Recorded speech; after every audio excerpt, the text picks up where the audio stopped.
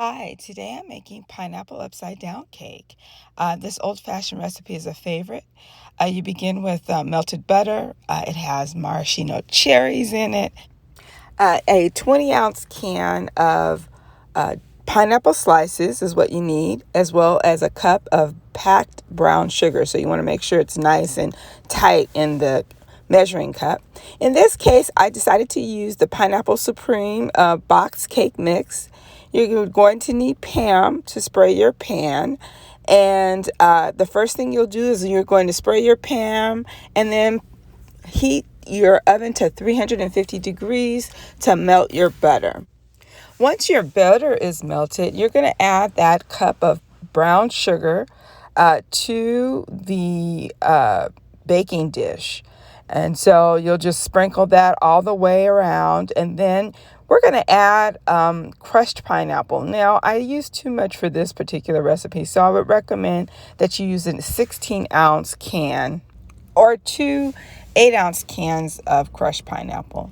And so I spread the crushed pineapple over the brown sugar.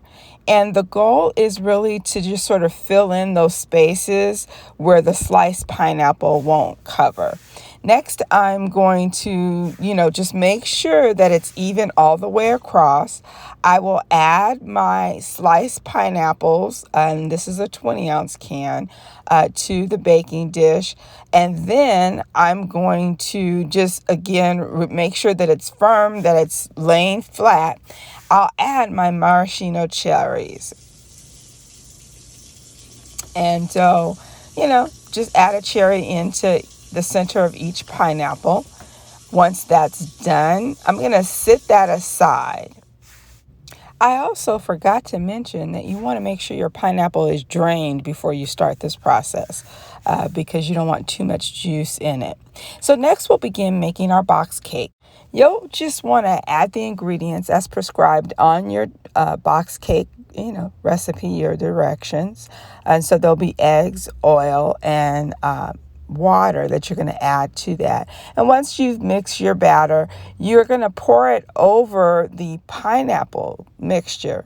And so the next thing you're going to do is heat your oven to 350 degrees and make sure that, your cake mixture is covering all the pineapples and cherries.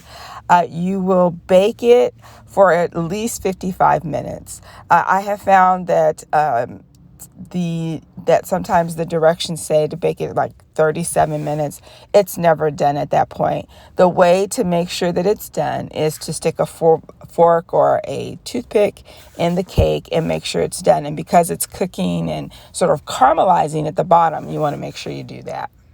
In this case, I'm actually just using a cookie sheet covered with foil. I'm going to turn my cake over, but before I do that, I want to make sure that I have loosened the sides. So I take a butter knife and literally go around the entire cake a couple of times once it's cooled.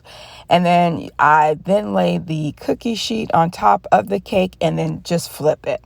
And so this is how I knew I had too much pineapple, because I had a lot left over at the bottom. And so that's why I recommend using a little bit less. But once it's done, it'll be this brown and gold sort of caramelized pineapple at the bottom. And it is wonderful served warm. And again, an old-fashioned favorite.